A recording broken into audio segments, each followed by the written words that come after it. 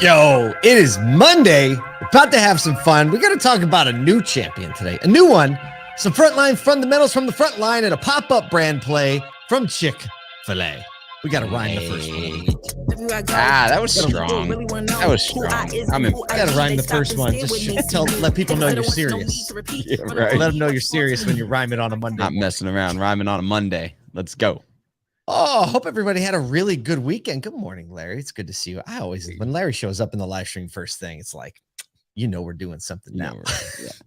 You have a good weekend, Paul? Oh, I did. Good. So, we took a little family vacation last week. We're back in the saddle, and I tried to be still really intentional about, kind of spending time with my family. When you have teenagers, you have to be emotionally present more than physically present. I'm finding out this thing, right?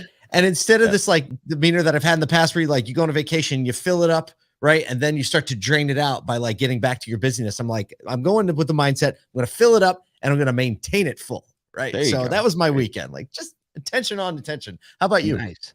Oh, no, it was a good weekend. I mean, we had a nice little chill weekend, and my parents were in town for a day. And so that was nice, and got to just chill with that. We literally, I think we went out to Chick-fil-A. Speaking of Chick-fil-A, and that was it. Everything else was on the chill mode this weekend. So all right, we'll take that. We'll take that. Hope everybody else had a good time out there. A lot of cool things in store for this week.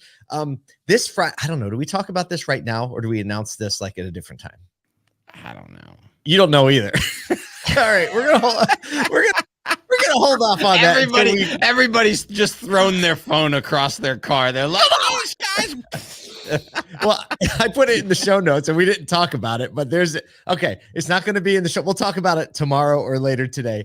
There's that whole thing. We will say, though, we are going to be at the Reuters automotive event in May in Las Vegas, 16th and 17th. We're going to be moderating some of the main stage panels, setting up a podcast booth. So check it out. We'll link it up. It's not linked up in the show notes. If you just Google Reuters automotive event, Las Vegas, it'll be there. And I'm super excited. 1, 2, and 3. Yeah.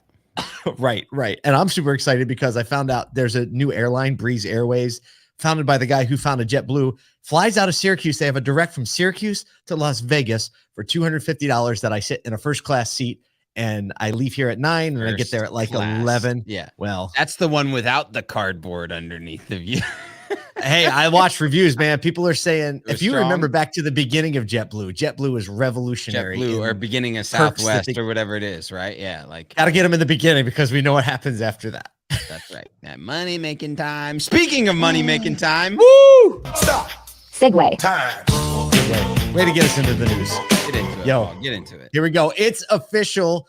We have a new front runner as Lithia has now officially overtaken AutoNation, who has held basically the number one position of publicly traded auto dealers since 1997. Wow. So last year, Lithia's sales rose 4.2%, and AutoNation's dropped 12%. Lithia has also been on an acquisition spree, but basically they sold 40,000 more cars than AutoNation. Now, check this.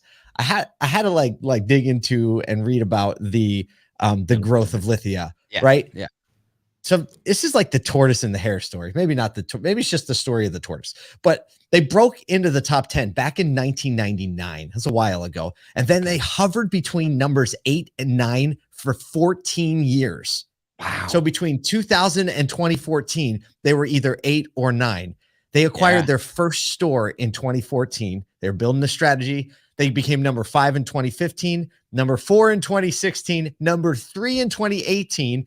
In 2021, they passed Penske as number 2.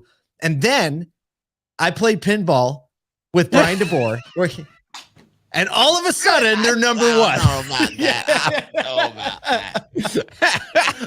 of a sudden. All of a sudden, they got announced. It was it wasn't going to happen unless he played pinball with Paul. Right.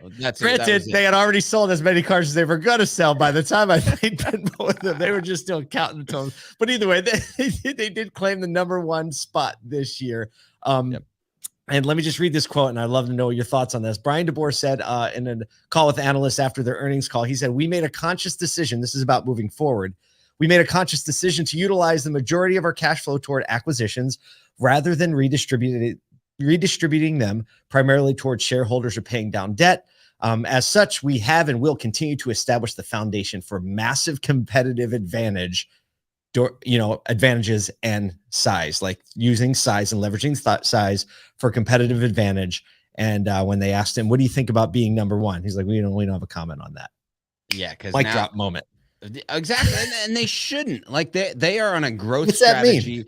that is, well, it's retail minded. I mean, just look at what they've done with Driveway, right? Like the intention with acquisition strategy and growth via retail via a retail mindset is altogether different from the rest of the publics and the rest of auto groups. They are after a different audience, right? They are playing in the game of the Carvanas and the CarMaxes, and they're leveraging their size and scale to go at more size and scale. I mean, literally, they're just putting delivery centers in.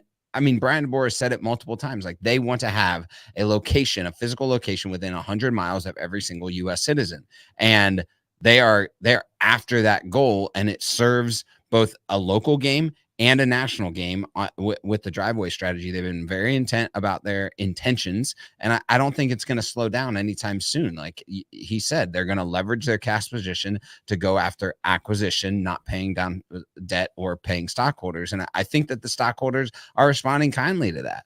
I don't see how you could not. And for me, and this is the encouragement that I give every single mid to large size group, is leverage your scale to become bulletproof, right?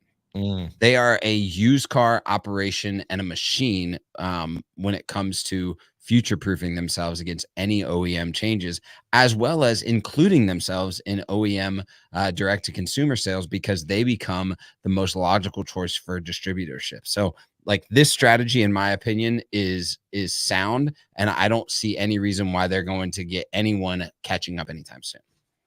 You know, I'm thinking, like, okay, what's going on in the AutoNation halls or the Penske halls or any of the other publics? And I think if they're smart, yeah, it's fun to be number one, but the reason Lithia is number one is because they picked a strategy and they stuck to it, right? They didn't follow like the pop culture wave of like what we should do this year and what we should do that year. And so, to your point, like paying attention to where it is that you're going and just being like, hey, okay, it's fun to be number one, but we're not even going to comment on that because it doesn't have anything to do with how we're going to execute our strategy best, right? Like the consumer will decide which strategy is working best in the end anyway. But a lot of Brian DeBoer, and if you know, and getting to spend a little time with him and reading about him, it's like he's a man who, like, he sticks to the fundamentals, man, and he just hammers it home. Speaking of fundamentals, stop. Segue. Real segues this week. I'm done with the trash segues of last week. Friday was the trash segue coming in hot on Monday. real segues. You want to take this one? No, you got it. You got it. Go. All right. Okay. I didn't know if you're leaning in. So there is an awesome email that exists in automotive, and it comes out every Saturday, and it happens to be called this weekly recharge. No, we do. We have an amazing, it's funny. I'm able to partake of the Saturday email because I'm not a part of building it at all. So when it comes in on Saturday, I read it and I get to experience it like super fresh. And this week I read the email. I was like, man, these are so good. They're so good. And we try to feature someone on the front lines of the industry with a fresh, not reported anywhere else story. And this week it was a story of about Jordan Cox, the digital marketing manager at Gates Automotive in Middlebury, Indiana. And he talked about his mentor. He talked about what his role is in the company, his mentality. And he's like a real deal, like getting it done player in the game. He's the marketing manager and he pays attention to marketing. He makes content. And he was talking about, he's talking about his colleague Clint and their mentor who passed away recently. And there's so many nuggets in this. I'm going to read this from the article. It says, a few weeks ago, Clint and I were talking and laughing and crying, and we decided to come up with as many Sam-isms, Sam was the mentor, as we could. Clint and Sam both grew up on farms, so they pull together all these farm sayings. And from time to time, one of the favorites that Sam would say is, we ain't farming half as good as we already know how. Yo, right? When I read that, I titled the email for this weekend because when I read that, and I think I actually messed up how many people opened it because there's kind of a little farming, not perfect grammar there, but we ain't farming half as good as we already know how. I mean, Michael Cirillo said this over and over, and people over and over at NADA said we have to get back to the basics. And when this got dropped in there, I was like, whoa. What it really means is that we have all the know-how. We have everything put in there. We have like all of the tactical and practical pieces, and we're just not doing the things that are necessary to farm good now. Wow. That hits hard, man. That hits hard, right? Because especially in the industry. Well, I mean, it really does segue off the Lithia story and so many other great operators. You know, no matter what new technology or great new idea, we already have the answer, or likely know the answer to whatever problem we're trying to solve, and it's probably something super basic. Yeah. Because of a neglected fundamental. You know, and the last thing they mentioned in the article, he's been thinking in terms of knowing how to treat people. We know how to talk to people. We know how to help people. We know how to help them and move them toward what they want. I thought it's just a great reminder for the industry, for anybody, like literally for anybody in everywhere, whether it's relationships, you're having a relationship issue, you're having a workplace issue. You know, you and I have spent a lot of time in ministry, and it's like, look, it's like people don't need another book on some new way to position the content or a catchphrase. No, you already know what you're supposed to do. You just need more adherence to the knowledge you already have.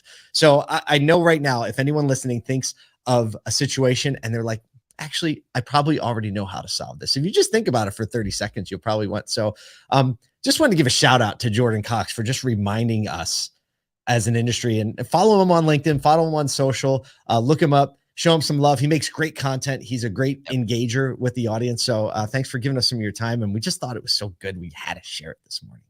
Yeah, just did. Thinking of things. Now, speaking of things that are just so good. Stop.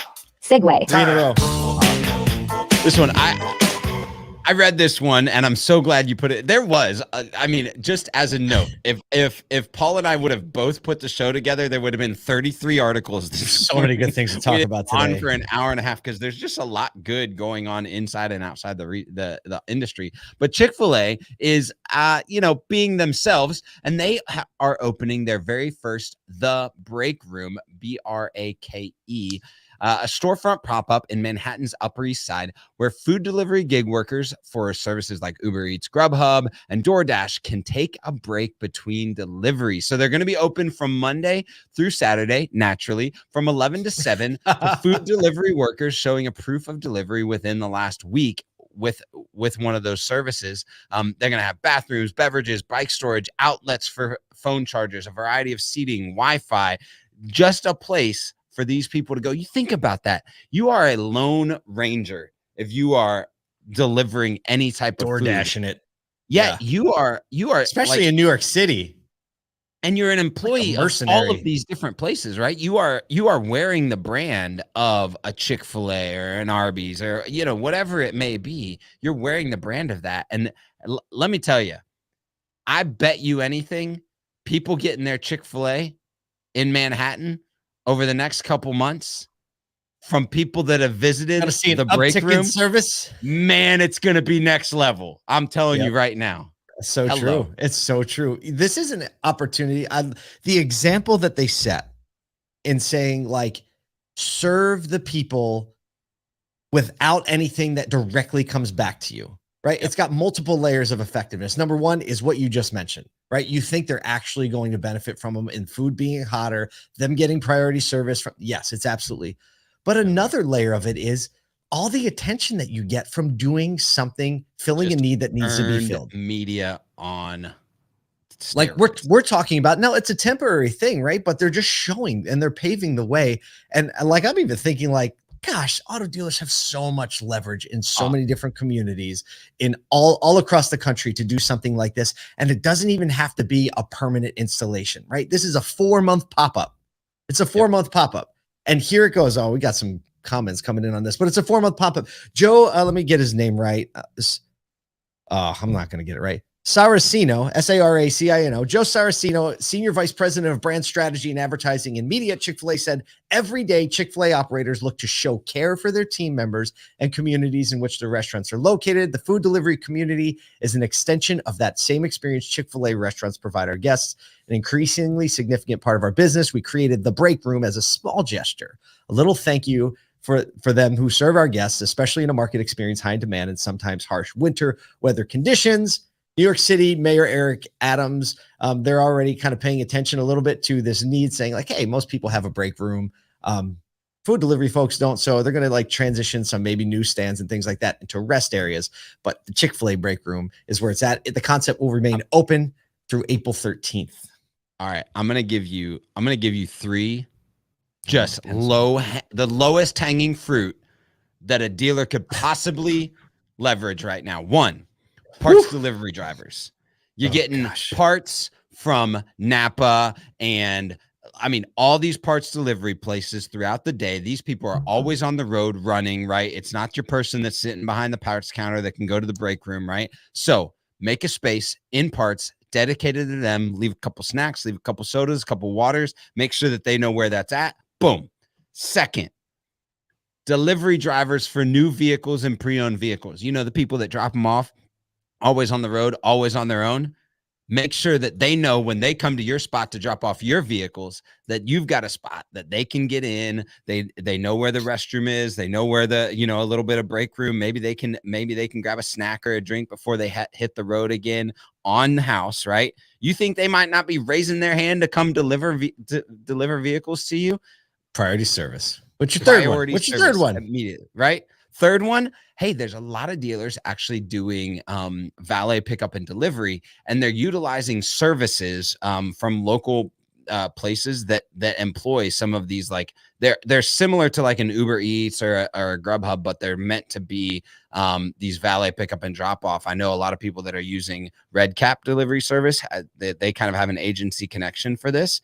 So give them a place too, right? Somewhere close to service, a place where they're going to always want to pick up your cars, take them, drop off and delivery, because that service is becoming a high priority for really, really great customer service when it comes to your fixed ops department. So those are your 3 places. Employ them right now. I'm telling you, take this from Chick-fil-A and run with it. Well, they say good writers borrow and great writers steal. So my suggestion would just be like steal Chick-fil-A's idea and do something for the DoorDash people and the Uber drivers and things like that. Because I'm not as creative as Kyle. But we hope we gave you enough to think about on a Monday.